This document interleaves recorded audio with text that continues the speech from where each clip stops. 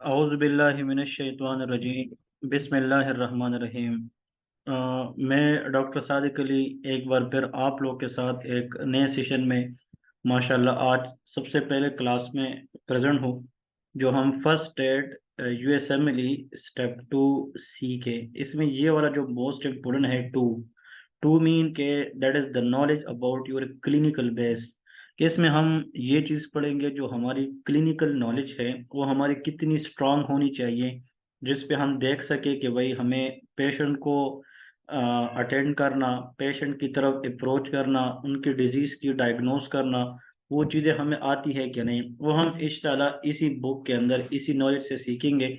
और आप लोग अपने लिए first aid USMLE step two C K या 11th एडिशन देके, 10th देके, 12th देके, मैंने ये तीनों देखे हैं, इसमें इतना बड़ा डिफरेंस नहीं है। ठीक है, तो आप लोग कोई भी इस्तेमाल कर सकते हैं। और इंशाल्लाह आज हमारा फर्स्ट डे है जो आज हम स्टार्ट करने जा रहे हैं। और मैं उम्मीद करता हूँ जो लोग हमारे साथ from the day step one first aid से इसी के अंदर आ रहे हैं, उनको पता है कि हमारी पढ़ाने की डेप्थ कितनी है, हम किस तरह पढ़ाते हैं या हमारी अप्रोच क्या होती है। तो उनको समझाना तो मेरे ख्याल में मतलब बात तो नहीं बनती, क्योंकि they are very well know about us and about our techniques, about our teaching methodology. लेकिन जो न्यू स्टूडेंट्स है इंशाल्लाह वो भी जब 2 3 4 दिन एक हफ्ता गुजारेंगे, they will be use to according to our knowledge, इंशाल्लाह उनको भी हमारे साथ चलना they will be very very super easy.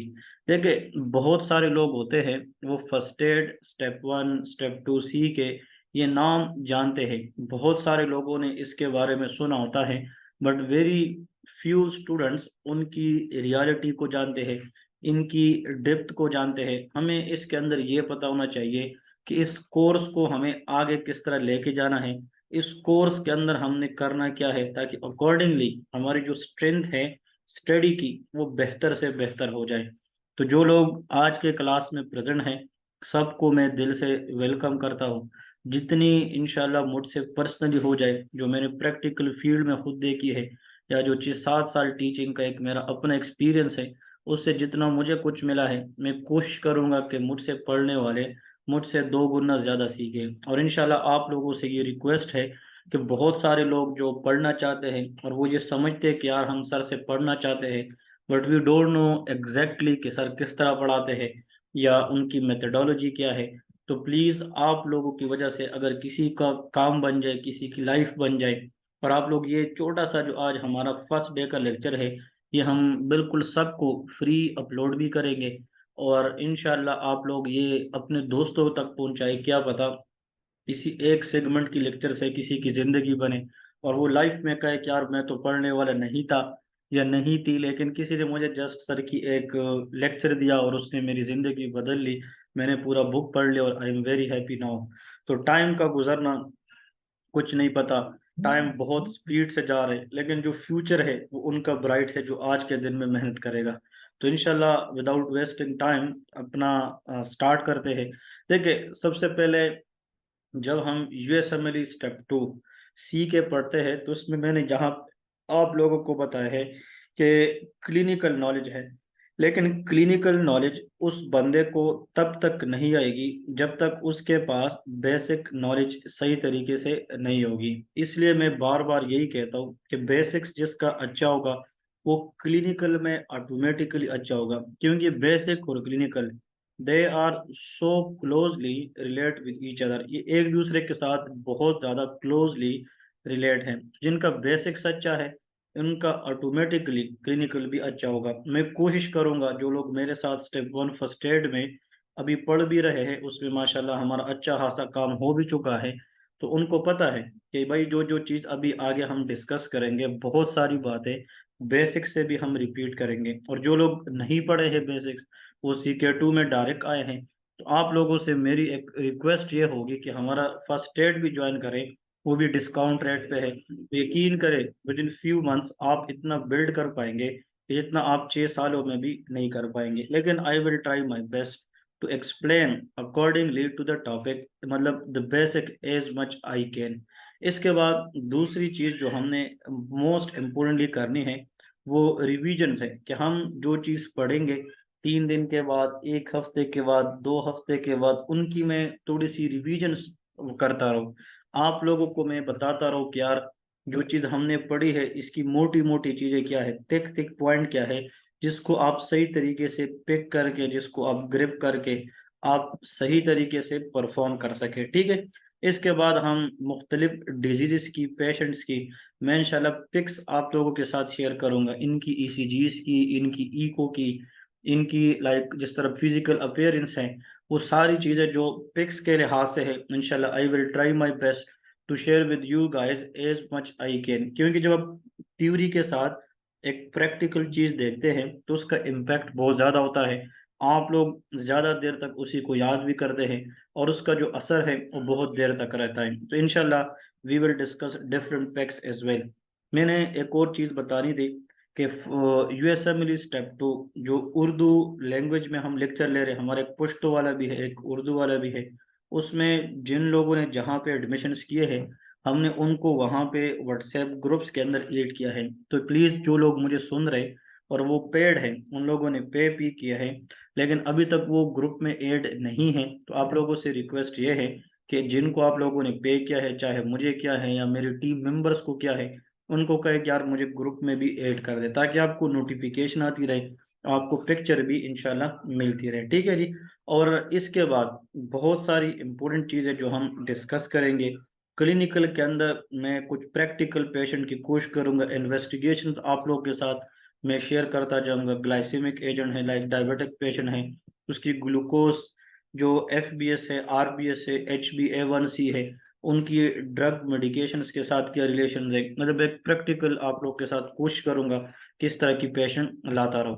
अब दूसरी पॉइंट पे आ रहे हैं कि बहुत सारे लोग यही तो सोच रहे थे कि सर इसके अंदर हमने करना क्या है या इस बुक के अंदर हमने आगे पढ़ना क्या है। तो चलो उसकी तरफ थोड़ा सा अब बात बढ़ाते हैं कि इस बुक के अंदर हम क्या चीज़ पढ़ेंगे, हम इसके अंदर पढ़ेंगे क्या, वो बहुत मैटर करता है। तो देखें, इस बुक के अंदर जो सबसे इम्पोर्टेंट एक चीज़ है वो आप लोगों की है इंटरनल मेडिसिन। वो क्या चीज़ है? Internal medicine. क्योंकि जब आप काम करते हैं हॉस्पिटल में बीइंग अ डॉक्टर या बीइंग इंटर्नी, तो आपको मेडिसिन से ही गुजरना ही पड़ता है, क्योंकि मेडिसिन एक ऐसी चीज़ है जिसको हम क्लिनिकल के अंदर बिल्कुल इग्नोर नहीं कर सकते। It is the backbone of the whole medical field. तो हम मेडिसिन को सही तरीके से पढ़ेंगे। मेडिसिन के अंदर पढ़ेंगे क्या? हम सिस्टेमिक अप्रोच पढ़ेंगे, लाइक इसकी for example cardiovascular system, endocrinology, like gastro intestinal tract system, like haematology, oncology. ठीक है। इसके बाद हम फिर मतलब पल्मोनोलॉजी, लाइक पल्मोनरी सिस्टम क्या है, renal system, genitourinary system, ये सारे के सारे जितने भी सिस्टम हैं they all are infectious disease हम पढ़ेंगे। मस्कुलोस्केलेटल सिस्टम हम पढ़ेंगे। ये सब जितने भी है ये इंशाल्लाह इंटरनल मेडिसिन का हिस्सा है और जो बुक में है उसी को बेहतरीन तरीके से एक्सप्लेन करेंगे ताकि आप लोग उससे बहुत सारी चीज़ें सीख सकें। फिर इधर सब्जेक्ट हम डर्मेटोलॉजी डिस्कस करेंगे, जो स्किन है उसकी फिजियोलॉजी, एनाटमी सबसे पहले पढ़ेंगे। फिर इसमें जो डिफरेंट ओपीडी केसेस के अंदर जो लीजन्स आती है, स्किन प्रॉब्लम्स आती है, उन पे हम फोकस करेंगे। ठीक है जी। इसके बाद हम गायनकोलॉजी, ऑब्स्टेट्रिक, पीडियाट्रिक्स, ठीक है, ये सारे के सारे जितने सब्जेक्ट्स हैं ये हमारे पास किसके अंदर आते हैं? USMLE स्टेप 2 CK के अंदर आते हैं। तो चले अभी हम अपने मंजिल की तरफ स्टार्ट करते हैं। जो हमने आज के लेक्चर से स्टार्ट करना है, that is the first lecture and we will discuss from the cardiovascular system, जो इंटरनल मेडिसिन है। आप लोगों के पास अगर CK2 बुक है, चाहे कोई भी एडिशन है, तो उसका जो सबसे पहला कंटेंट है वो कार्डियोवास्कुलर सिस्टम है। तो हम वहाँ से ही स्टार्ट करते हैं और कार्डियोवास्कुलर सिस्टम में हम बहुत सारी चीज़ें पढ़ेंगे। लाइक देखे, इसके नाम से अगर आप लोग देखें, इसके नाम से पता चलता है कार्डियो से मुराद होता है हार्ट। कार्डियो का मतलब क्या है? हार्ट है। ठीक है जी। और vascular is the word use for blood vessels. ये हम किसको कहते हैं? Blood vessels. तो cardio mean heart, vascular mean blood vessel. तो the branch of medical science जिसके अंदर हम हार्ट और ब्लड वेसल से रिलेटेड जितनी डिजीजेज है उनकी इन्वेस्टिगेशंस और इनकी मैनेजमेंट पढ़ते हैं, इसको हम कार्डियोवास्कुलर सिस्टम कहते हैं। वो हम इंशाल्लाह डिटेल से पढ़ेंगे डिस्कस करेंगे, वन बाय वन पढ़ेंगे। देखिए इसमें अगर आप देखें हार्ट के अंदर हम क्या पढ़ेंगे, लाइक इंजाइना पढ़ेंगे, मायोकार्डियल इन्फार्क्शन पढ़ेंगे, लाइक इरिथमियास पढ़ेंगे, फिर मुख्तलिफ टाइप्स के कार्डियोमायोपैथीज पढ़ेंगे। ये सारे के सारे जो प्रॉब्लम्स हैं वो हार्ट के साथ है, ठीक है जी। लाइक ब्लड वेसल के अंदर अगर आप लोग देखें, देखिए ब्लड में अगर आप लोग देखें, जिस तरह फॉर एग्जांपल एबनॉर्मल या फॉर एग्जांपल एनुरिज्म होते हैं, ब्लड वेसल के अंदर एनुरिज्म है, या हम एयोर्टिक डायसेक्शंस पढ़ेंगे, या अगर ब्लड वेसल के अंदर ब्लड की फ्लो तेज हो जाए और वहाँ पे ब्लड का प्रेशर बढ़ जाए, हाइपरटेंशन के cases, secondary hypertension, primary hypertension, तो ये सारे के सारे जितने प्रॉब्लम्स हैं ये हम कार्डियोवास्कुलर सिस्टम के अंदर डिस्कस करेंगे, ठीक है जी। इसका जो सबसे पहले टॉपिक हम डिस्कस करेंगे दैट इज कॉल्ड ईसीजी। तो ईसीजी क्या है, इससे हमें क्या फ़ायदा है, इसमें हम कितनी डिजीज़ को रूल्ड आउट कर सकते हैं, इसमें हम कौन कौन सी चीज़ टारगेट करेंगे। तो चले अल्लाह का नाम लेके स्टार्ट करते हैं अपनी टॉपिक से, and that is all about ECG. तो आज के टॉपिक में हम बिल्कुल बेसिक से स्टार्ट करेंगे कि ईसीजी क्या है, और ईसीजी जो है ये हमें कौन कौन सी डिजीज़ के बारे में बता सकती है, कि ईसीजी क्या है, ईसीजी में हम क्या क्या पढ़ेंगे, और इसकी मेन मेन पॉइंट्स कौन कौन सी है, ठीक है जी।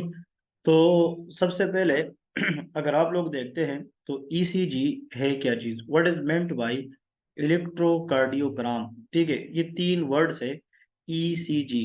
कुछ लोग इसको ईकेजी भी कहते हैं, क्या कहते हैं, ईकेजी।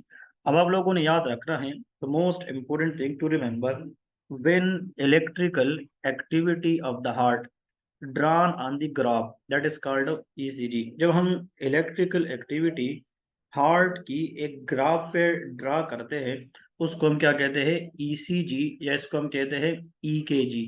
अब ईसीजी जो है ये हम किस तरह पढ़ेंगे, ईसीजी का पेपर कैसा होता है, वो हम सारा का सारा इसी टॉपिक के अंदर इंशाल्लाह डिस्कस करेंगे, क्योंकि ये क्लिनिकल है, it is a bit different from the basics point of view. तो इसमें हमने बहुत सारी चीज़ें न्यू पढ़नी है, और इंशाल्लाह इससे हमें बहुत सारी चीज़ें इंशाल्लाह हम डिस्कस करेंगे, और इससे हमारा फ़ायदा होगा, ठीक है जी। देखिए मैंने आप लोगों को पहले बताया था कि जो लोग क्लिनिकल अच्छा पढ़ना चाहते हैं उनको चाहिए कि वो अपना किसको मजबूत करें, बेसिक्स। तो जो लोग मेरे साथ यूएसएमएल स्टेप 1 फर्स्ट एड बुक में पहले से एनरोल है, अभी जो मेरे आप लोग सुन रहे हैं लेक्चर्स को, बहुत सारे लोग उसमें मेरे साथ एनरोल होंगे, उनको पता है कि मैंने वहाँ पे कार्डियोलॉजी के अंदर बेसिक्स में ईसीजी के ऊपर अपना एक कंप्लीट लेक्चर दिया है। उनको पता है कि ईसीजी के कंपोनेंट्स क्या है, ईसीजी किस तरह होती है, वो सारा उनको पता है।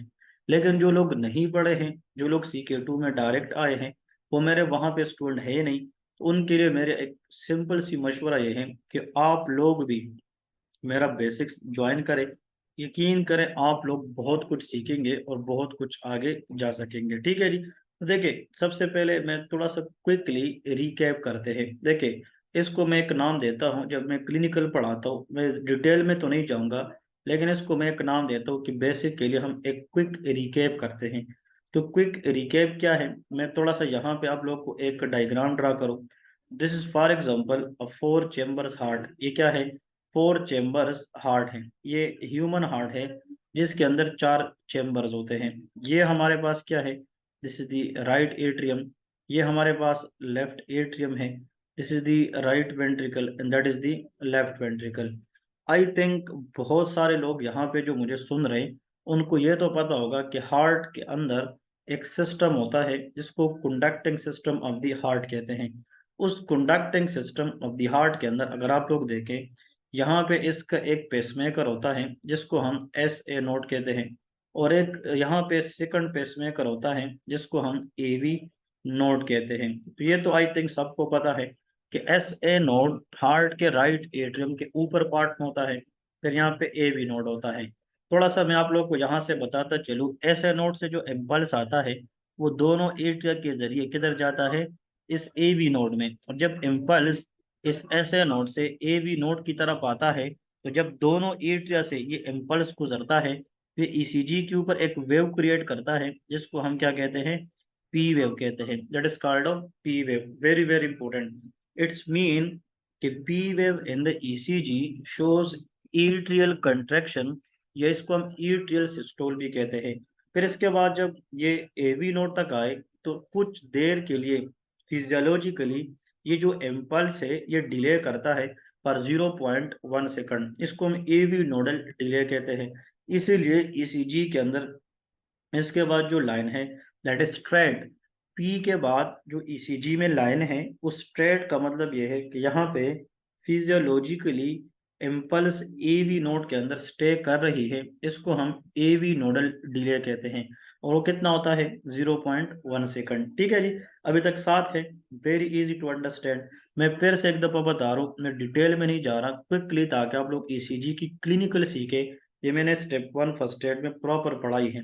फिर यहाँ पे बंडल्स ऑफ हिस है। इस बंडल ऑफ हिस से एक ब्रांच यहाँ निकलती है, राइट बंडल ब्रांच, और एक होती है लेफ्ट बंडल ब्रांच, और यहाँ पे होती है परकंजिस फाइबर। ये क्या है? परकंजिस फाइबर है। अब जब नीचे इम्पल्स आता है तो दोनों वेंट्रिकल पंपिंग चेम्बर है, मोर मस्कुलर है। जब ये दोनों कंट्रैक्ट करते हैं तो ईसीजी के ऊपर तीन वेव्स आती है, एक ये है, एक वेव ये है, और एक ये होता है। इसको हम कहते हैं क्यू आर एस कॉम्प्लेक्स। क्योंकि जब ईसीजी के अंदर दो या दो से ज्यादा वेव्स आपस में मिलते हैं तो इसको हम क्या कहते हैं? कॉम्प्लेक्स कहते हैं। तो पी वेव ईट्रियल सिस्टोल या atrial contraction, Q R S complex is ventricle contraction, और यहाँ पे जो आखिर में टी वेव है ये वेंट्रिकल रिलैक्सेशन है, जिसको वेंट्रिकुलर डी रीपोलराइजेशन भी कह सकते हैं। अब अगर ये एट्रियल कंट्रैक्शन है, मैं यहाँ पे सिर्फ लिखता हूँ दैट इज एट्रियल सिस्टोल। ये क्या है? वेंट्रिकल सिस्टोल, ये वेंट्रिकल डायस्टोल। तो वेंट्रिकल सिस्टोल डायस्टोल दोनों है, बट एट्रिया की सिस्टोल है, डायस्टोल नहीं है ईसीजी में। इसकी बात भी हमने बेसिक में डिटेल से की थी। बट जस्ट रिमेंबर कि यहाँ पे जब वेंट्रिकल कॉन्ट्रैक्ट कर रहे होते हैं उसी टाइम पे एट द सेम टाइम जो एट्रिया है वो भी रिलैक्स कर रहा होता है। तो वेंट्रिकल कंट्रैक्शन इतनी पावरफुल होती है कि वो ईट्र की जो डायस्टोल है या रिलैक्सेशन है उसको हाइड कर देती है। ठीक है जी, that is the normal thing. ये कंडक्टिंग सिस्टम है, ये एक ईसीजी की सिंपल स्ट्रिप है जो आप लोग को समझाने जा रहा हूँ। अब देखिए, जब हम मेथडोलॉजिकल हम ईसीजी को असेस करते हैं तो हमें इसका रेट पता होना चाहिए, इसकी रिदम पता होनी चाहिए, इसकी एक्सेस रिदम पता होना चाहिए, intervals and wave spawn and chamber enlargement.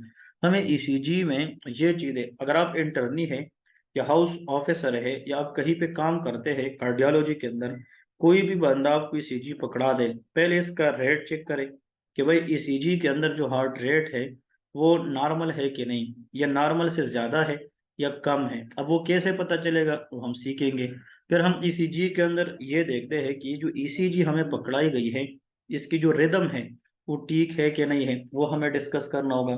और फिर हमें ये देखना है ईसीजी की जो एक्सेस है वो ठीक है कि नहीं, इंटरवल, वेव फॉर्म, या हार्ट के अंदर कोई चेम्बर जो है, चाहे वो लेफ्ट एट्रियम है, राइट वेंट्रिकल है, जो भी है, चारों में से कोई चेम्बर उनकी इनलार्जमेंट तो नहीं हुई है, वो हम डिस्कस करेंगे। जिस तरह मैं आप लोगों को एक सिंपल सी मिसाल यहाँ पे दे सकता हूँ। फॉर एग्जाम्पल, इमेजिन करें द मोस्ट कॉमन वाल टू बी अफेक्टेड, जहाँ पे अगर ये लेफ्ट एट्रियम है और आप लोगों को पता है ये लेफ्ट वेंट्रिकल है, जो मोस्ट कॉमन वाल है जो अफेक्ट होता है यंगर एज के अंदर, that is called a mitral वाल। ये कौन सा वाल है? माइट्रल वाल है। तो आप लोगों को ये पता होना चाहिए, very very important to understand, कि लेफ्ट एट्रियम से जब ब्लड लेफ्ट वेंट्रिकल में जाएगी तो वो माइट्रल वाल के जरिए जाएगी। लेकिन अगर किसी डिजीज की वजह से या किसी प्रॉब्लम की वजह से ये जो वाल है अगर ये अंदर से तंग हो जाए, नैरो हो जाए, तो आप लोगों को पता होगा कि हमने पढ़ा भी है बेसिक्स के अंदर कि any narrowing in the walls of the heart, इसको हम स्टीनोसिस कहते हैं। अब अगर हम माइट्रल वाल्व की बात करते हैं, that is mitral valve stenosis. तो आप लोग को ये बात पता होना चाहिए कि जब ये नैरो है तो लेफ्ट ईट्रियम से ब्लड वेंट्रिकल में प्रॉपर नहीं आएगी। So the blood will stay for majority of the time in the left atrium, can cause left atrial dilatation. अब हमें ये चेम्बर इनलार्जमेंट जो है ईसीजी की लीड से पता चलता है कि हमने उसको कैसे देखना है। ठीक है जी, तो अब आते हैं सिंपल सी बात की तरफ। जो रेट है, ये नॉर्मल हार्ट रेट कितना होता है? That is in between 60 and 100 beat per minute. कि एक मिनट में अगर किसी बंदे की हार्ट रेट 60 से लेके 100 के दरमियान आ जाए that will be considered as normal rate for the ECG. लेकिन अगर आप लोग देखें कि अगर हार्ट रेट ईसीजी के अंदर 60 से कम है, लेस देन 60 है, the thing will be bradycardia. Bradycardia is the word used for decreased heart rate less than 60 beat per minute. But अगर हार्ट रेट को हम देखें और उसमें जो नॉर्मल है उससे बढ़ जाए, 100 बीट पर मिनट से ग्रेटर हो जाए, तो उसको टैकिकार्डिया कहते हैं। लेकिन आप लोग को मैंने बताया था, थोड़ा सा इसको मैं यहाँ पे डिस्कस करता हूँ। We are talking about the heart rate, हम किसकी बात करेंगे? Heart rate. तो और से सीखे, very very important one. Heart rate अगर हम यहाँ पे देखें, नॉर्मल, नॉर्मल अगर हम हार्ट रेट देखें, दैट इज कॉल्ड 60 to 100, के 60 से लेके 100 तक beat per minute, that is called of normal heart rate. अगर हम लेस देन 60 करें या मोर देन 100 करें, बोथ आर एबनॉर्मल। अगर लेस देन 60 पे आ जाए तो उसको हमने क्या नाम दिया? Bradycardia, that is called of bradycardia. लेकिन अगर हम 100 से ऊपर जाएं तो उसको हम क्या कहते हैं? टैकेकार्डिया। वो तो ठीक है, लेकिन जो 60 और 100 के दरमियान अगर किसी का हार्ट रेट 80 है, 85 है, 90 है, 75, they all are considered to be normal. तो आप लोग सिर्फ ये एक्स्ट्रा वर्ड भी सीखे जो बुक में नहीं है, कि any heart rate which is in between 60 and 100, इसको हम नॉर्मोकार्डिया कहते हैं। क्या कहते हैं? नॉर्मोकार्डिया। तो normocardia is normal between 60 100, but less than 60 is bradycardia, more than 100 is tachycardia. अब हमें ईसीजी से कैसे पता चलेगा कि हार्ट रेट कितना है? उसका अभी सिंपल सी बात है, वो भी मैं डिस्कस करूंगा थोड़ी देर तक, जस्ट वेट फॉर इट। ठीक है जी। इसके बाद हम आते हैं रिदम की तरफ। अब यहाँ पे जो रिदम है ये बहुत इंपॉर्टेंट है। रिदम हमने देखना है कि साइनस रिदम है कि नहीं है। अब साइनस रिदम वो है जिसको नॉर्मल रिदम कहते हैं, हेल्दी रिदम कहते हैं, या वो रिदम जिसमें impulse generation S A node से होती है। क्योंकि जो एस ए नोड है वो पेसमेकर है, एक natural pacemaker of the heart है। तो आप लोग को ये पता होना चाहिए कि वहां से जनाब क्या होती है, मतलब जो जनरेशन है, मतलब ऐसे नोड, इसकी जो हमारे पास मोस्ट इम्पोर्टेंट पॉइंट जो आप लोगों ने यहाँ पे सीखनी है, द मोस्ट इम्पोर्टेंट वन, कि ऐसे नोड जो होता है वो इम्पल्स जनरेट करता है, फिर वो इम्पल्स जाता है एवी नोड की तरफ। किधर जाता है? AV node. और एवी नोड फिर bundle of His, right bundle branch, left bundle branch, ये सारी चीजें मैंने आप लोगों को अभी कुछ देर में ये डिस्कस करवाई है। और आप लोगों को पता है कि अगर ऐसे नोट से इम्पल्स आएगी एवी नोट की तरफ, तो उस रिदम को हम साइनस रिदम कहते हैं। इट्स मीन कि जो साइनस रिदम है, that is considered the normal rhythm of ECG. अब हमें ये देखना है कि जो नॉर्मल रिदम है उसको हम कैसे पहचानेंगे, हमें कैसे पता चलेगा कि भाई ये रिदम नॉर्मल है और एबनॉर्मल। तो उसमें हमें पी वेव को देखना है कि एवरी क्यू आर एस के पीछे या बिफोर पी वेव है कि नहीं। अब देख, ये एक रिदम है ईसीजी की, इस तरह फॉर एग्जांपल ये एक रिदम है ईसीजी की। हमें हमें ये देखना है, अगर हर क्यूआरएस से पहले पी है, हर क्यूआरएस से पहले पी है, it's will be a sinus rhythm. ये क्या है? Sinus rhythm. अगर पी वेव नहीं है तो वो फिर no P wave before QRS, वो इरेगुलर रिदम है। तो अब जो ईसीजी रेगुलर रिदम है, उसका हार्ट रेट मालूम करने का अलग तरीका है, वो भी हम सीखेंगे। और जो ईसीजी एसी है जिसकी रिदम इरेगुलर है, तो उसकी हार्ट रेट मालूम करने का तरीका अलग है, वो हम अलग सीखेंगे। और जो इरेगुलर रिदम ईसीजी है, those patient has a high risk of arrhythmias, उन लोगों के अंदर इरिथमियास के चांसेस बहुत ज़्यादा होते हैं। इसलिए कहते हैं कि rhythm is very very important for the ECG to look out, to ruled out lot of problems in the heart. तो हम देखें, जब ईसीजी देखते हैं पहले हार्ट देखेंगे कि हार्ट रेट कितनी है, आइदर नॉर्मोकार्डिया, ब्रेडिकार्डिया या tachycardia. The first step in ECG वो मैं सिखाऊंगा, एक प्रैक्टिकल ईसीजी आप लोगों को पेपर दिखाऊंगा, और उसके ऊपर आप लोगों को ये स्टेप बाय स्टेप एक एक चीज सिखाऊंगा। फिर इसके बाद हम डिस्कस करेंगे रिदम, कि आया जो हम ईसीजी को देख रहे हैं, जो हमें पकड़ाई गई है, उसकी रिदम रेगुलर है या इरेगुलर। तो रेगुलर रिदम ईसीजी और इरेगुलर रिदम ईसीजी, इसका सीखना अगेन वेरी वेरी इंपॉर्टेंट। इसके बाद जो है, अब है एक्सेस। एक्सेस के ऊपर थोड़ी सी बात करते हैं। Again, this part of ECG is a very important. For understanding the axis, you must know something special. अब यहाँ पे जितने लोग मुझे सुन रहे, majority of them will don't know about the real physiology or the real clinical knowledge about axis. Axis क्या है? Axis दो तरह की होती है. मैं यहाँ पे लिखता हूँ axis में भी normal, axis में भी left axis deviation और right axis deviation. Bundle branch blocks अलग है, left bundle branch right bundle branch वो अलग चीज है। हमने एक्सिस को डिवाइड देखना है, क्या जो ईसीजी मुझे दी गई है उसकी एक्सिस नॉर्मल है या एबनॉर्मल है। अब नॉर्मल जानेंगे तो very easy to understand left axis deviation और राइट एक्सिस डेविएशन। आपको ईसीजी पकड़ाई, हार्ट रेट से पता चला कि ज्यादा है कम है, रिदम से पता चला रेगुलर है इरेगुलर है, एक्सिस से पता चला नॉर्मल है या लेफ्ट एक्सिस डेविएट है या राइट एक्सिस डेविएट है। अब कैसे पता चलेगा? दो चीजें। एक्सिस जानने के लिए प्लीज ये जो दो तीन चीजें बता रहा हूँ इसको गौर से सीखें। हम इसके लिए क्या करेंगे, लीड नंबर 1 को चेक करेंगे, लीड 1, और साथ में हम लीड एवीएफ, लीड क्या चेक करेंगे, एवीएफ। आप लोग को ये तो पता है कि जब हम ईसीजी करते हैं तो there are 12 leads. How many leads ECG? 12 lead. देखें पहले 3 लीड्स इस तरह होते हैं, लीड 1, लीड 2 एंड 3।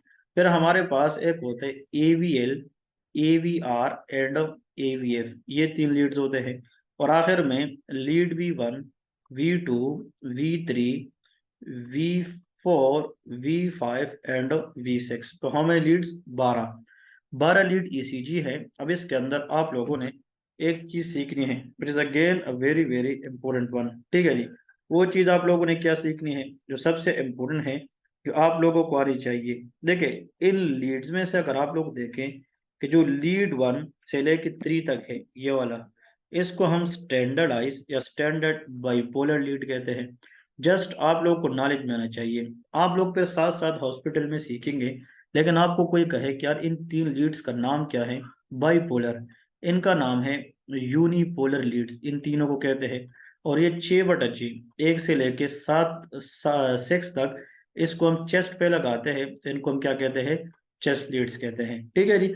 अब ये तो एक लीड है। अब आप लोगों ने एक्सिस देखनी है कि एक्सिस क्या है, एक्सिस का तरीका क्या है। तो मैंने क्या कहा, उसके लिए हमने इन 12 में से सिर्फ इसको उठाना है और ये इसको उठाना है, लीड 1 एंड एवीएफ। और उसमें हम टारगेट करेंगे किस चीज को, क्यूआरएस को, वेरी इंपॉर्टेंट। तो normal axis mean QRS will be checked in the lead 1 in AVF and that must be upright। क्या होना चाहिए, upright। अब यहाँ पे 2 सेकंड के लिए पोज करें और अपने आप से पूछे कि मुझे किसी ने ECG दे दी और मुझे कहे कि इसका एक्सेस मालूम करे तो मैं कहाँ से स्टार्ट करूंगा। एक्सेस के लिए आपको लीड 1 पे फोकस करना है, लीड AVF पे फोकस करना है। ठीक है। इन दोनों में अगर QRS कॉम्प्लेक्स की जो डायरेक्शन है वो अपराइट हो जाए तो उसको हम नॉर्मल एक्सिस ईसीजी कहते हैं। अब वो कैसे हम मालूम करेंगे, थोड़ा सा साथ में ईसीजीज को भी रीड करते हैं। अब देखिए यहाँ पे एक ईसीजी इन लोगों ने दी है, इस ईसीजी को हम यहाँ से अब डिस्कस करेंगे 1 बाय 1 कि इस ईसीजी के अंदर आप लोगों ने क्या चीज़ डिस्कस करनी है। Very easy to understand.